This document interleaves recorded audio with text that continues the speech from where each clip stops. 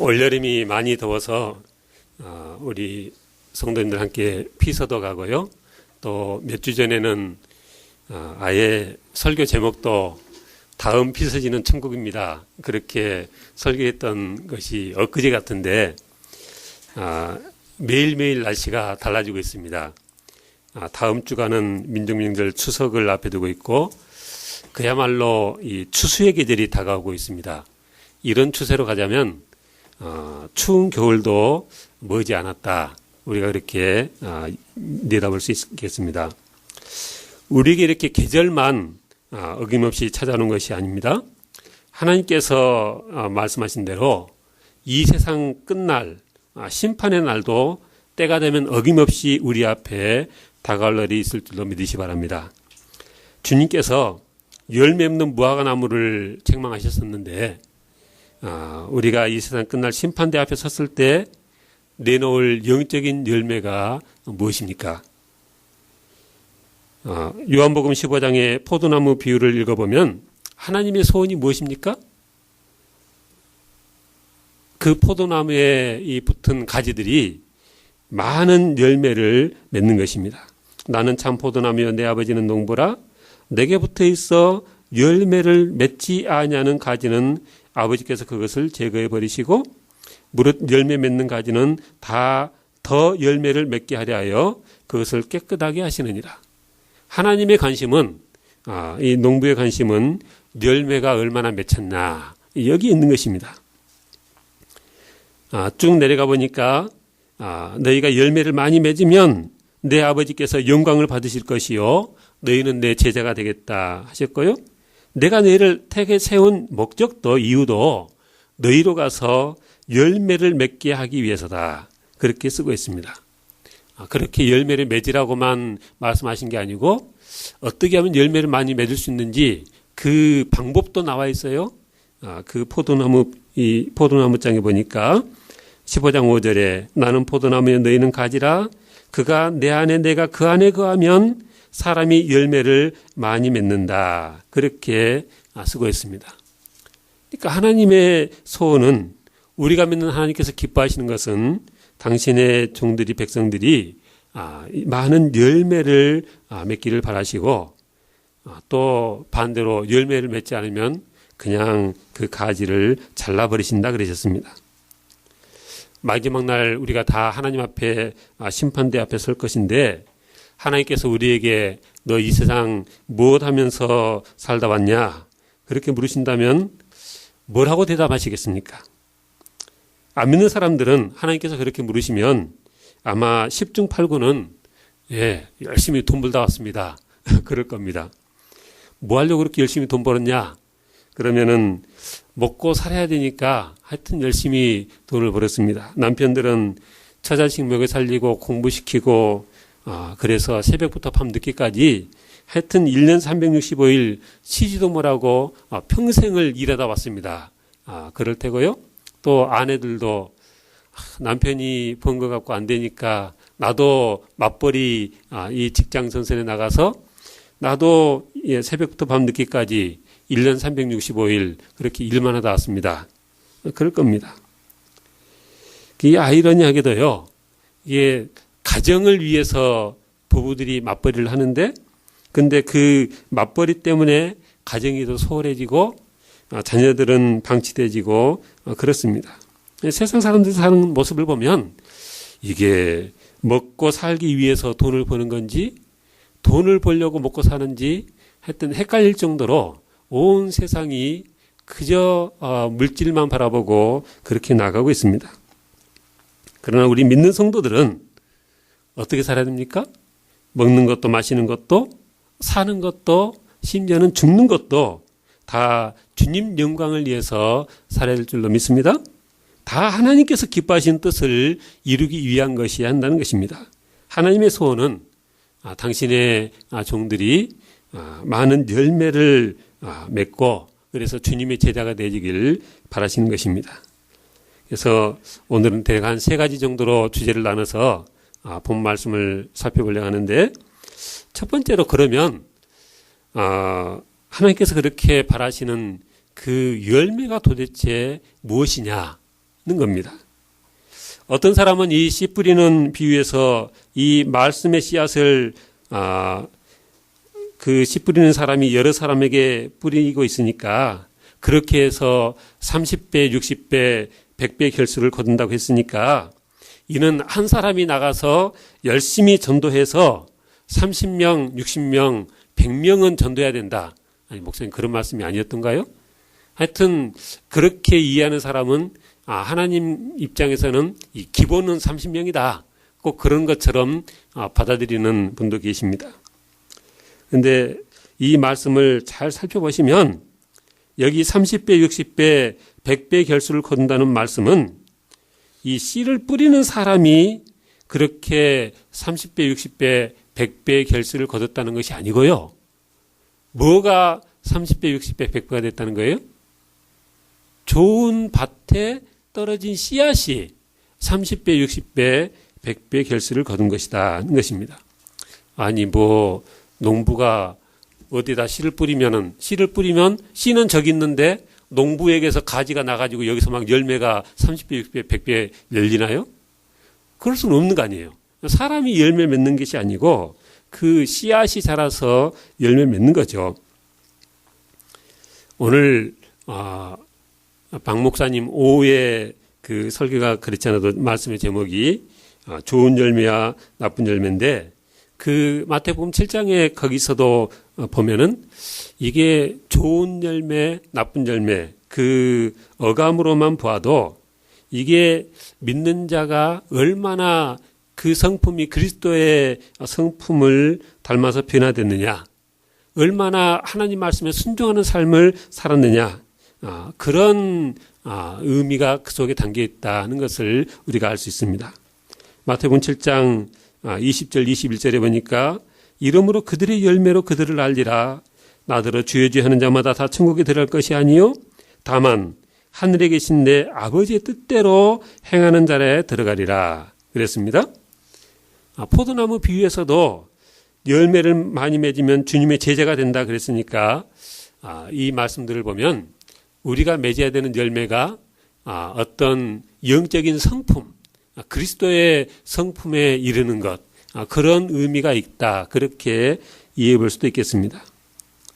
보통 사람들이 교회 성장에 대해서 질적인 성장, 양적인 성장 이렇게 나눠서 말을 합니다.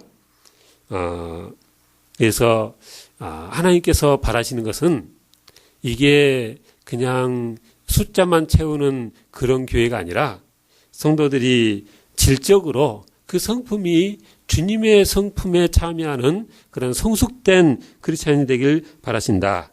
그렇게 이해하고 신앙생활을 오로지 질적인 그 성장에 이 초점을 맞추는 그런 성도님들이 계십니다. 뭘 그렇게 보는 것이 틀린 것은 아니죠. 틀린 것은 아닌데 대단히 중요한 일인데, 그러나 우리가 주님을 본받고 주님 가신 그 길을 뒤따라 간다면 우리가 알기에 주님께서는 어떤 길을 가신 건가요?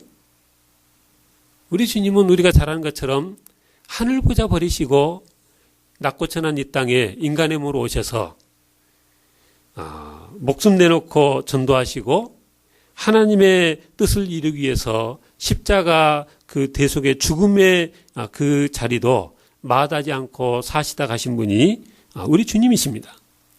그러니까 우리가 주님을 따르고 주님을 본받는다 하면 주님의 성품만 우리가 본받겠습니다.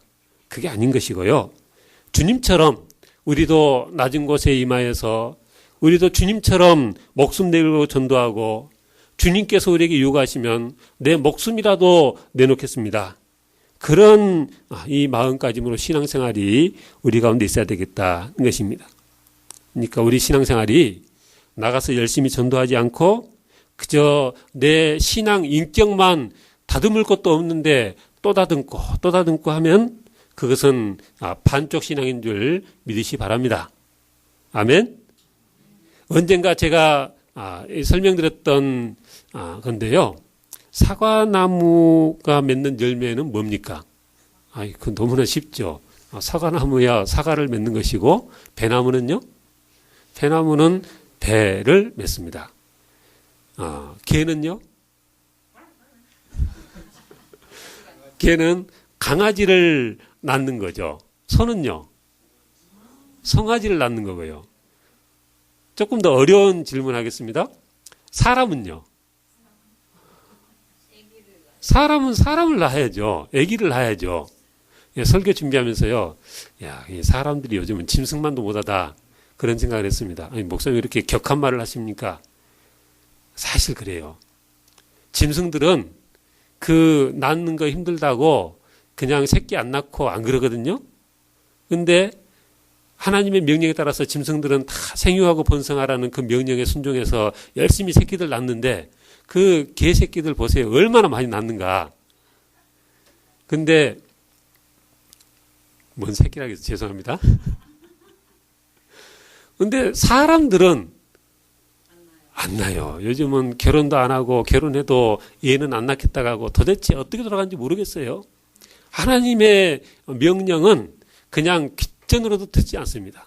하나님께서는 이 결혼해서 생육하고 번성하라 하셨는데 안 낳습니다. 성도들의 열매가 뭘까요? 성품이요? 그리스도를 닮은 성품이요? 물론 그리스도를 닮은 성품이 돼야죠. 그런데 개가 개를 낳고 강아지를 낳고 소가 송아지를 낳고 사람이 아기를 낳아야 되듯이 성도들의 진정한 열매는 뭐겠어요? 내가 주님 닮은 그런 성품이 돼서 열심히 신앙생활하고 열심히 말씀에 순종하다 보면 이게 영적인 베이비가 안 생기면 그게 문제가 있는 거죠. 남녀가 결혼해가지고요, 애가 안 생기면은 어딜 가요? 병원에 가봐요. 우리한테 무슨 뭐가 문제인지 가보는 겁니다. 신앙생활 하는데 그냥 10년, 20년 지나도 영적인 베이비가 안 생기면 어떻게 해야 되는 거예요? 내가 뭐가 잘못됐는가 쳐다봐야 되는 거예요. 근데 많은 성도들이 10년, 20년 평생을 신앙생활해도 영적인 자기의 자녀가 생기지 않아도 아무 문제가 없어요. 아무 생각도 안 해요. 근데 모든 성도들이 만일 다 그렇게 영적인 자녀가 없이 신앙생활한다. 그럼 어떻게 되겠어요? 교회가 나중에는 아무 이어지는 세대가 없으니까 교회가 문을 닫는 거죠. 사과나무의 열매는 사과라겠는데 실은 사과는 어떻게 보면 비유를 하자면 우리의 그 성품에 비유를 할 수 있겠고요. 사과나무가 사과 열매만 맺냐면 그게 아니고요. 그 씨앗을 통해서 결국은 나무가 계속 이어져서 생겨야 되는 겁니다.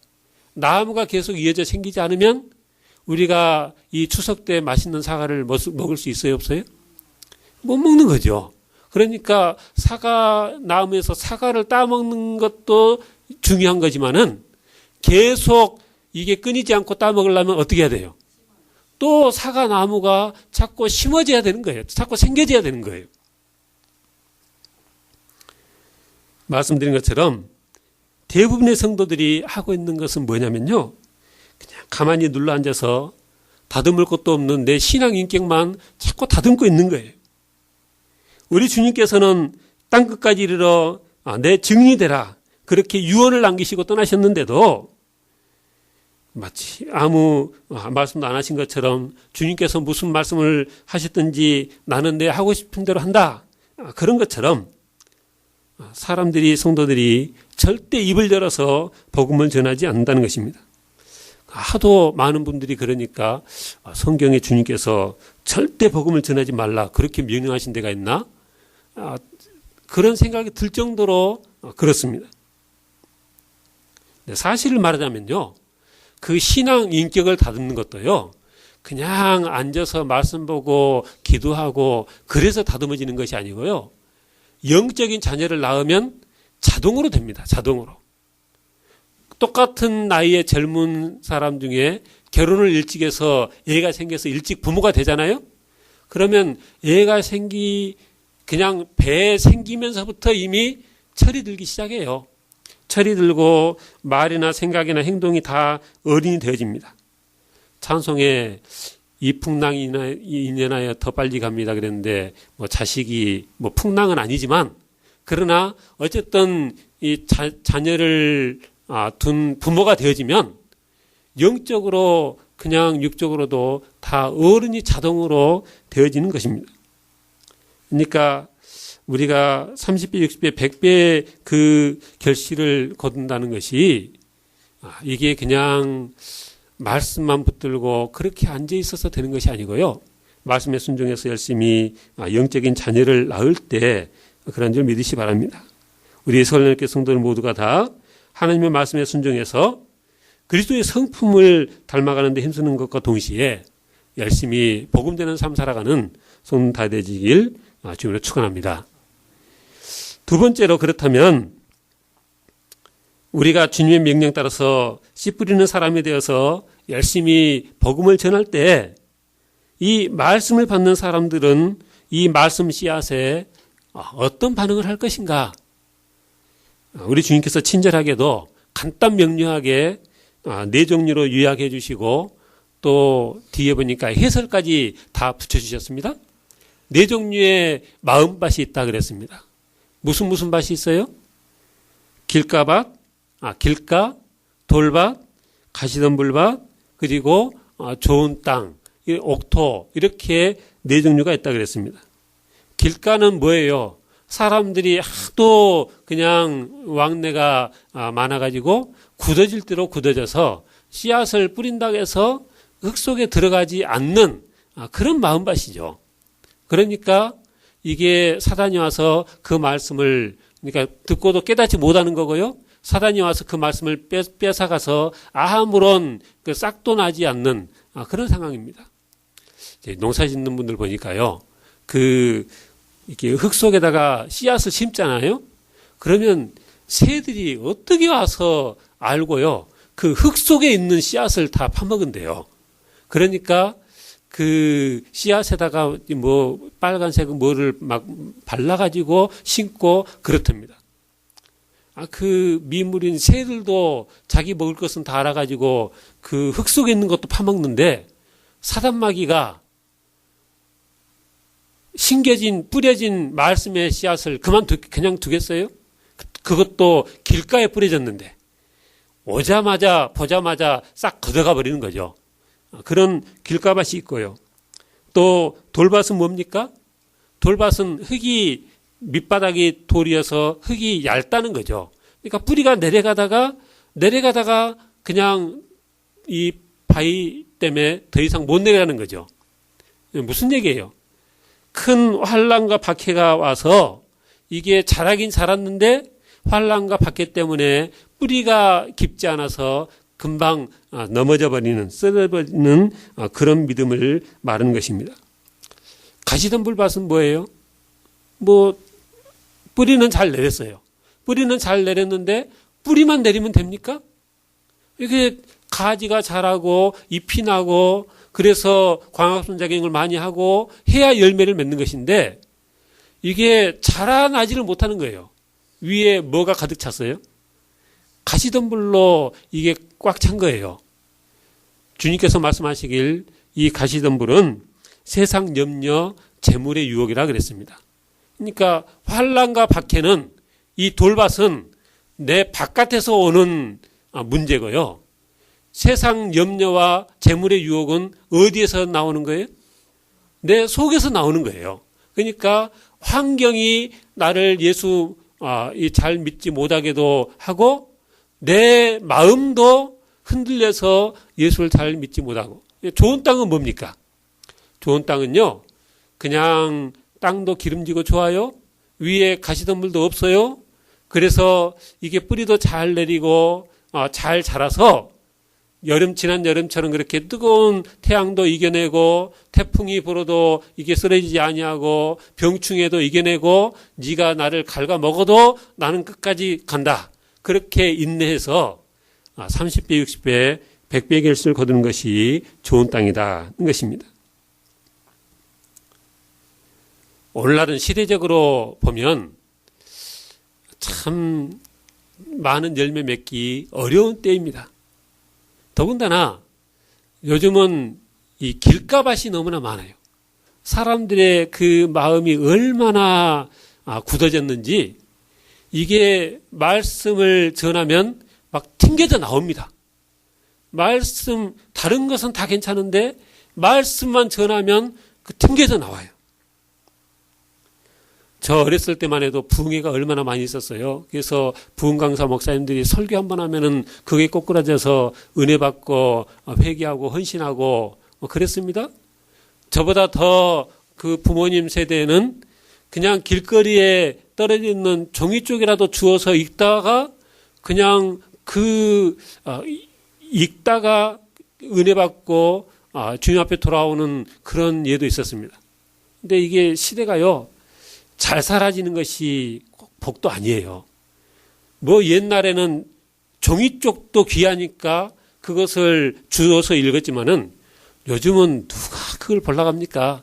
자기네 우편함에 꽂아놔도 갖다가 그 즉시 쓰레기통에 갖다 버리는 그런 시대잖아요. 아무도 복음에 관심이 없어요. 그래서 시대가 그렇게 시대적으로 사람들의 마음이 화인 맞아서 굳어지면 하나님이 가끔가다 한 번씩 역사의 쟁기질을 하십니다. 저 미국도 9.11 사건 났을 때 그 사건 있었을 때 그 9.11 사건으로 해서 전 미국인들이 그냥 마음이 달라져 가지고요. 그냥 그 다음부터 교회를 엄청나게 많이들 나왔었대요. 개인적으로도요.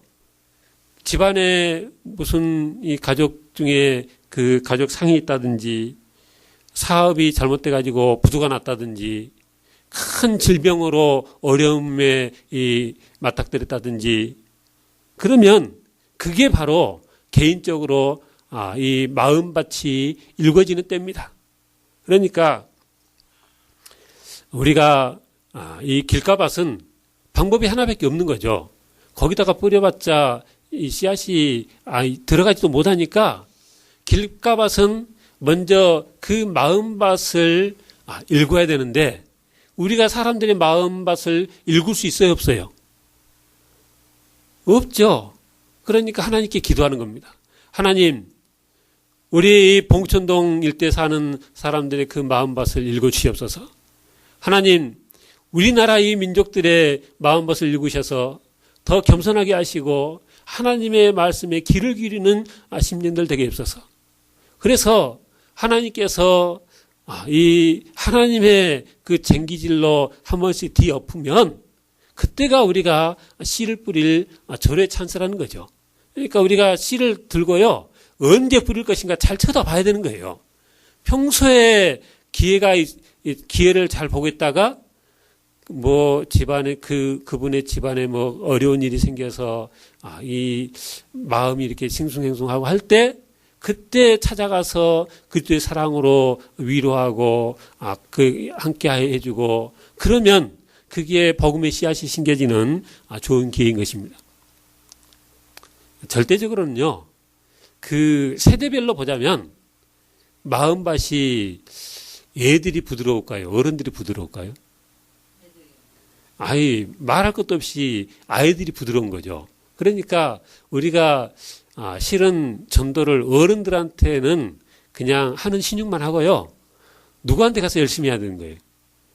저 초등학교, 중학교, 고등학교는 뺍시다, 이미. 초등학교, 중학교, 저 유치원, 그런 데 가서 실은 열심히 복음을 전해야 되는 거예요.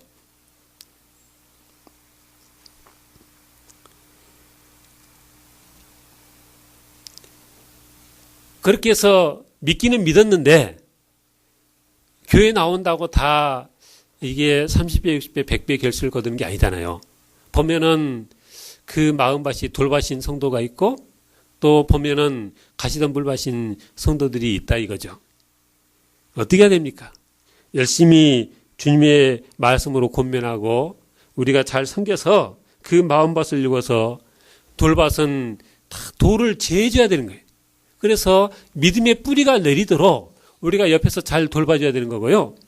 또 보면은 그 가시덤불 바신 분들에게는 우리가 또 말씀으로 잘 권하고 섬겨서 우리가 이양 영적인 경주를 하는데 달리기 선수가 양복 입고 이 정장에다가 구두 신고 그 가방 들고 달리는 사람이 어디 있냐? 달리려면 한판 달리려면 다 벗어놓고 가볍게 운동화 신고 달려야지. 이렇게 우리가 교육을 해야 되는 거죠. 사실 세상 그 물질과 세상 것들이 알고 보면 그거 별것 아니다. 우리가 말씀으로 자주 교육해야 되는 것이고요. 성경을 봐라. 하나님의 종들이 바울도 그렇고 옥중에서도 기뻐서 찬송하고 그렇게 날뛰지 않았느냐. 그러니까 참 소망, 참 기쁨은 여기에 있다. 우리가 자꾸 말씀으로 가르쳐서 그 돌밭도 옥토가 되게 만들고 가시덤불밭도 우리가 잘 정리해서 말씀이 잘 자랄 수 있는 그 가지가 잘 자랄 수 있는 그런 밭이 되게끔 할 이 노력이 우리에게 필요하다는 것입니다. 그래서 말씀의 씨앗을 심고 그 씨앗이 뿌리를 잘 내려서 환난이나 박해에도 넘어지지 아니하고 가지가 잘 자라서 잎이 나고 많은 열매를 맺는데 그 세상 염려, 재물의 유혹이 가로막지 않도록 말씀으로 잘 교육하고 그렇게 했을 때 우리가 뿌린 말씀의 씨앗이 30배, 60배, 100배 결실을 거둘 수 있는 줄로 믿습니다. 마지막 세 번째, 우리가 이 비유에서 실은 관심 있게 볼 부분은요, 씨를 뿌리는 사람이 있었다는 것입니다. 씨를 뿌리는 사람이 없었으면 이 모든 일이 있을 수 있습니까? 없습니까? 없는 거죠. 그리고 이 씨를 뿌리는 사람이요, 그냥 땅을 봐가면서 뿌린 게 아니고 그냥 모든 곳에다 다 뿌렸어요. 길가에도 뿌리고, 아니 왜 이렇게 씨를 낭비했냐? 씨가 뭐 하나님이 주시는 건데 그게 떨어질 일이 뭐가 있어요? 그냥 길가에도 뿌리고 돌밭에도 뿌리고 가시덤불밭에도 뿌리고 또 옥토밭에도 뿌리고 하여튼 가리지 않고 모든 곳에다가 씨를 뿌렸습니다. 우리가 신앙생활 하는데 제일 큰 실패는 뭐냐면요, 한 달란트 받았던 종이 그 받은 달란트 가지고 아무것도 안 한 것처럼 아예 씨를 안 뿌리는 것이 제일 큰 이 실수입니다. 안 심었는데 거둘 수 있습니까? 봄에 모종을 안 했는데 가을에 추수가 가능하겠어요? 우리의 이 복음을 받아들일 그 사람들은 애당초 처음부터 마음밭이 네 종류라 우리 주님께서 말씀하셨습니다. 그러니까 마음밭이 어떠냐 상관하지 아니하고 우리는 말씀을 뿌려야 하는 것입니다. 성경도 그렇잖아요. 전도서 11장에 보니까 너는 아침에 씨를 뿌리고 저녁에도 손을 놓지 말라. 이것이 잘 될는지 저것이 잘 될는지 혹 둘 다 잘 될는지 알지 못함이니라. 누가 잘 될지 어떻게 알겠어요? 이미 100여 년 전 이야기지만은 박태환의 전도로 그 악명 높은 깡패가 예수를 믿었어요. 김익두 목사님이신데 누가 그 깡패한테 복음을 전하고 싶었겠어요? 아무도 안 했어요. 그런데 이 복음을 전해받고 또 1900년도 그 안학교에 수알론 선교사가 와서 부흥회하는데 영생이라는 설교를 듣고 완전히 변화돼서 이분이 나중에 신학교에 갔고 나중에 하나님께 크게 들릴 쓰임받아서 유명한 부흥 강사로 1920년도에는 총회장까지 지내는 그런 목사님이 됐다 이거예요. 누가 어떻게 변화될지를 누가 알겠어요? 언제 제주국동방송 분들이 와서 간증하는데 자기들이 하는 이 방송이 저 북한과 중국에 이 방송되는데 얼마나 많은 중국의 그 조선족들이 자기들의 방송을 듣고 은혜 받고 믿음이 자라고 교회가 생겨지고 그런지 모른다. 우리가 이렇게 산에 들어가보면 그냥 그 과실수들이 그냥 아무데나 있는 것들은 자생으로 난 거잖아요. 그죠? 씨가 떨어져서 그냥 생기는 겁니다. 이 전파로 전해진 말씀만 듣고도 믿음이 생기고 30배, 60배, 100배 결실 거두는 교회가 세워진다는 것입니다. 그래서 씨 뿌리는 사람으로서의 사명은 무엇입니까? 그냥 누구를 만나든지 우리가 믿음 가지고 열심히 복음의 씨앗을 뿌려야 된다는 것입니다. 이게 상추씨를 뿌리면 상추가 나고 무씨를 뿌리니까 무순이 나더라고요. 무는 안 나고. 그죠? 그러다 무가 되겠죠? 2단 씨앗을 뿌리면 2단이 되는 거고요. 이게 복음의 씨앗을 뿌리면 이 복음의 열매가 맺는 것입니다. 그 농사 짓는 분들 하는 얘기를 들어보니까 이게 콩이라고 다 똑같이 심어서 다 나는 게 아니고요. 그냥 콩이 있고 종자콩이 있답니다. 종자콩이 뭡니까? 그랬더니 그게 씨앗에서 맺어진 그 거둔 것을 잘 보관하는 거래요. 상태가 죽지 않게끔, 이 기능이 떨어지지 않게끔. 그래서 이게 씨앗이 다 말라져 가고 하면은 그러니까 심으면 자라긴 해도 열매가 안 맺는답니다. 그러니까 이 종자콩은 잘 보관돼야 되듯이 이 복음을 전하는 우리 복음의 씨앗을 뿌리는 우리가 뿌리는 이 씨앗이 우리가 기도하고 내 심령이 뜨거워져서 뿌리는 씨앗일 때 역사도 있는 줄로 믿으시 바랍니다. 우리가 뿌리기를 원하면 아무 때나 뿌릴 수 있는 게 아니에요. 이 세상 밭은 사실 세상 밭도 아무 때나 있는 게 아닙니다. 언제까지만 있는 거예요? 우리 주님께서 재림하시기 전까지만 저기 저렇게 밭으로 있는 거고 나중에는 이게 다 사라지는 거죠. 새하늘과 새 땅이 되는 겁니다. 세상 사람들의 우리가 세상 사람들의 마음에 복음의 씨앗을 뿌리는데 세상 사람들이 천년 만년 기다려 주나요? 아니죠. 그냥 내일 다음 주에는 가서 복음 전하려고 했는데 이 주에 하나님이 불러가신 그런 경우도 그 간증들 들어보니까 대단히 많더라고요. 그 사람들이 살아있을 때 이 복음의 씨앗을 뿌릴 수 있습니다. 그 사람만이 그런 게 아니고요. 씨를 뿌리는 나도 내가 살아있을 때 뿌리는 것이지 내가 죽어버리면 그것도 못하고 하나님 앞에 가는 거예요.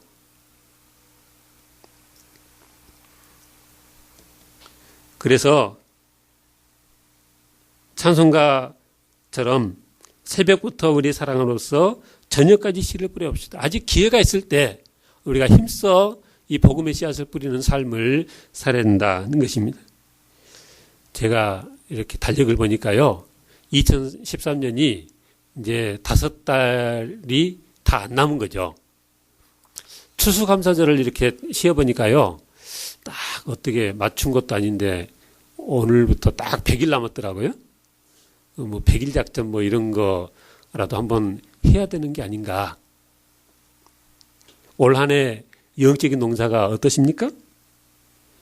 아직 시작 안 하셨다면 지금이라도 씨를 뿌려야 됩니다. 벼농사에 보면 저 더운 지방에서는 2모작도 있고 3모작도 있고 그러니 늦은 건 아니잖아요. 그죠? 하나님께서 나중에 물어보실 때 하나님 그냥 열심히 내 신앙만 다듬다 왔습니다. 그런 신앙 되지 마시고요. 주님께서 인간의 몸으로 오셔서 목숨 내걸고 전도하시고 결국은 십자가에 달려 돌아가신 우리 주님을 본받는다면 우리도 주님처럼 그렇게 열심히 복음 들고 나가서 눈물을 흘리며 씨를 뿌리는 그런 성도 다 되시길 저는 축원합니다. 기도하겠습니다. 하나님 감사합니다. 2013년 이렇게 시작이 엊그제가 싸운데 이제 몇 달 남지 않았습니다. 언젠가 우리가 또 우리 인생을 주님 앞에 결산 날이 있을 터인데 하나님 그날을 생각하게 하시고 하나님 앞에 뭔가 내놓을 수 있는 열매가 우리 가운데 있도록 우리의 삶을 돌아보며 살아가는 저희들 다 되지게 주장하시고 인도하시옵소서. 우리 서울의 모든 성도님들 은혜를 다하셔서 아버지 하나님 앞에 아름다운 모습으로 말씀에 순종하며 또 힘써서 땅끝까지 증인의 삶을 살아가는 복된 삶 되지게 주장하시고 인도하시옵소서. 감사하며 주 예수님 이름으로 기도하옵나이다. 아멘.